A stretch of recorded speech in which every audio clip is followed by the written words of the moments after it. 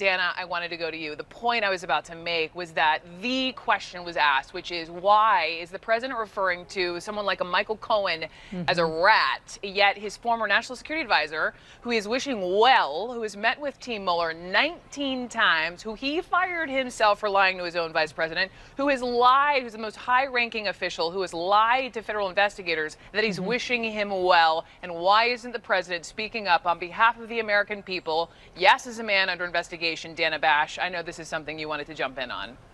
Absolutely. And look, I mean, Pam said it.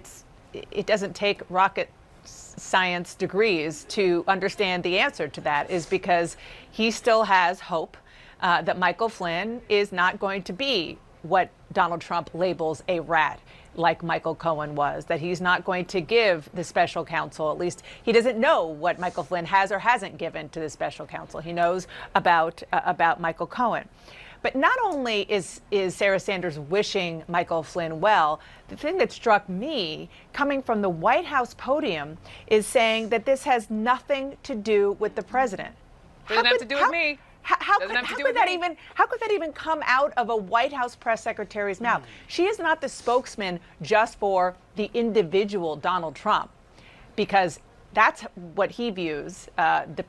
He views this all through that prism. This has nothing to do with me personally, Donald Trump, but it sure has to do with the president of the United States. I have here the quote from Judge Sullivan today saying to Flynn, all along, you were an unregistered agent of a foreign country while serving as the national security advisor to the president of the United States.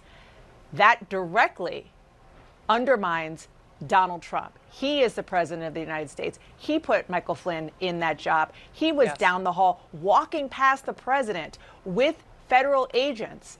That undermines the president of the United States. Maybe not Donald J. Trump, but Donald J. Trump in the position that he is as commander-in-chief, leader of this country. Yes. You want to jump in on that? Yeah, so Dana hit on it. I mean, Sarah Sanders is not the president's private spokesperson. She's standing in the White House, standing next to the American flag, representing the United States of America, speaking on behalf of the American people. For some reason, she's made the decision that her job is to go out there and lay down verbal suppression fire on behalf of the president in order to somehow distract from all of this multitude of investigations that are coming his way. And in the process, I mean, she gets to pick and choose, right? To say, well, you know, first of all, it's shameful to say, well, if someone on my staff is doing something wrong and it doesn't impact me, then it's okay, or I'm not going to comment on it. Just let that sink in for a second. I mean, the buck doesn't stop in the Oval Office. The buck stops anywhere else because they just don't want to take responsibility. Last thing I'll say on that, what's really interesting, and this is this continued pattern of attacks on the rule of law in these institutions. Sarah Sanders this morning was standing in front of the White House on Fox News and said that the FBI ambushed Michael Flynn as though they're criminals or they did something wrong and going, you know, after him. She was later asked about and she doubled down. But the thing that is just baffling here is that Michael Flynn's own attorney in court today was asked by the judge, was your client entrapped? And he said, no, Your Honor. But yet she continues to peddle these lies. And I hate to call it that, but I'm going to call it for what it is. They're lies meant to distract the American people. The one thing she did say that was true today, she said, we're going to keep doing what it is that we do every day. As someone who cares about the rule of law, I'll finish that sentence for her, and that is manipulating the American people to believe that law enforcement in America is somehow corrupt. The word of the year from Merriam-Webster, the dictionary, justice. For people who are just tuning in, who are just following what's happened today with the former National Security Advisor Michael Flynn, and the headline really is that his sentence had been delayed. He expected to roll in and have a conversation or hear from the judge. This judge would sentence him to zero jail time. He's been cooperating. He continues to cooperate, as we learned, especially with that case out of Eastern Virginia yesterday. But the judge said, not so fast.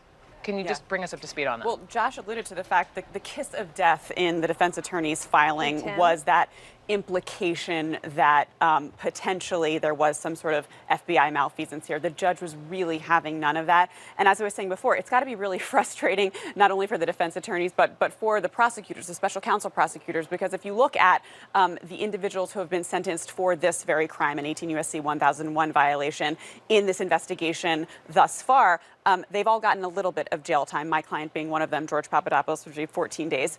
And Flynn was their golden boy. He was the guy that did everything sort of how you're supposed to act. Yes, he got the cooperation. He met with them 19 times. He was an open book. He provided really valuable assistance in that we saw 2 indictments come down for his associates. Now, it's interesting that they engaged in this charge bargaining. They didn't charge Flynn with the crimes that he was implicated in those bar violations. Right? Just one count.